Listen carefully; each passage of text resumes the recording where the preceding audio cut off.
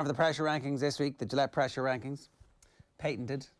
Eoin, we've taken an All-Ireland final theme to this one. Yeah, let's talk about how other teams can actually step up to the plate and what they can be doing to actually try and give us a different All-Ireland winner in the next few years. As you say yourself, there's going to be a lot spoken about what could be done to stop Dublin, but what can other counties be doing themselves? There's probably a big responsibility on that, and as Kieran Donaghy was just saying a moment ago, do we take it a little bit too easy on some of the younger players? Maybe not just the younger players, all sorts of players. On the counties. In inter-county setups. We take it too easy on the counties. It's their job to stop this.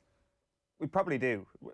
Here are 5 counties that should be under a little bit of pressure to try and arrest what's happening at the moment over the next few years. Straight in at number 5 is Cork. Can we just, before we get there, can we just have a list of the other counties who should be on this list but aren't on it, quickly? Well, the list is Cork in 5th, Tyrone in 4th, Donegal in 3rd, Kerry in 2nd, Mayo in 1st. So who's missing? There's no Leinster county. Every single county in Leinster. Well, let's start there then.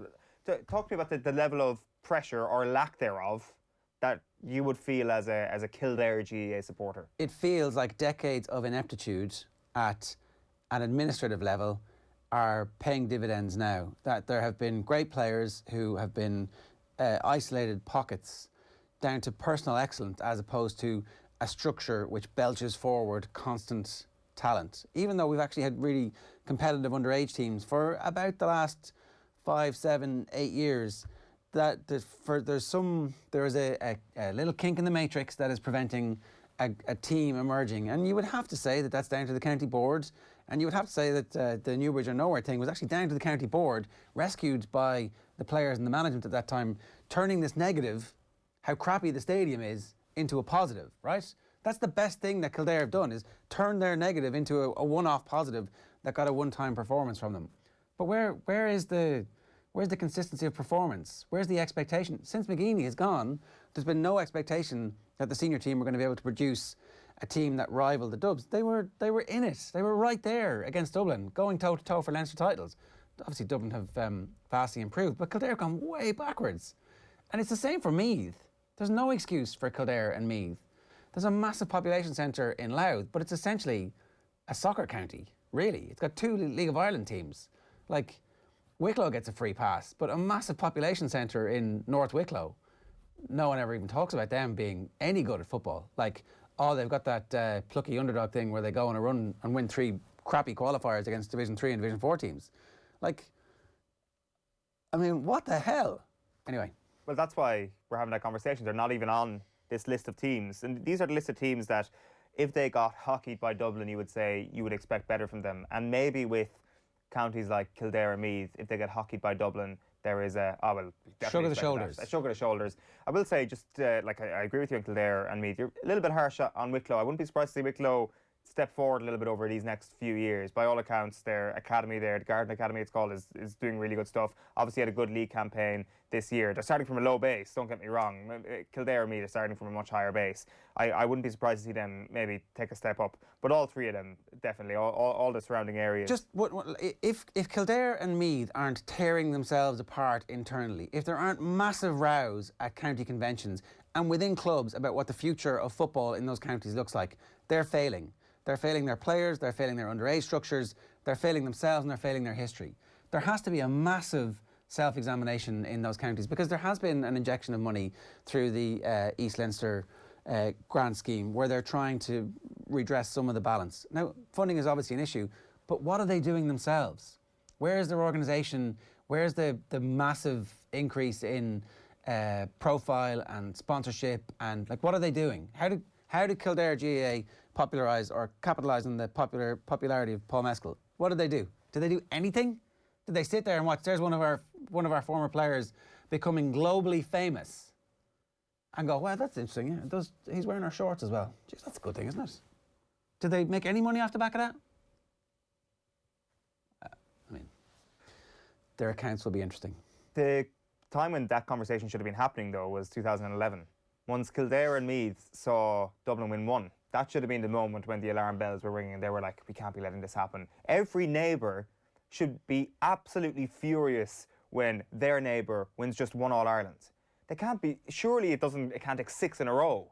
It can't take, whatever, 8 All-Irelands later for them to say, God, we should really do something about this. They should already have hated Dublin so much to the point where one All-Ireland was going to be bad enough. The noisy neighbours winning one, just 2011, that's all it would have taken for them to completely transform how they're thinking about things. If they're only getting around to it now, 9 years on from that 2011 win, But Owen, it's a bit late. Owen, it's much easier to bitch and whine about the population and, you know, the game is rigged so we can never win, let's not bother. Well, if that's all you're doing, for sure. There are questions to be asked on both sides. No doubt about it, that plays a factor as well. But if you're just going to put the feet up and say, well, that is the beginning and the end of why we are getting beaten by Dublin every time, then obviously you're going to get nowhere. And for these 5 counties here in our pressure rankings, I'd like to think that none of them genuinely think that way. I'd like to think in at number 5, Cork actually don't have a leg to stand on if they start thinking that way anyway, because of the population base that they have, because, you know, before 2011, who was the last All-Ireland winner? It was Cork in 2010. They have a history of recent success. They have a history of really good players.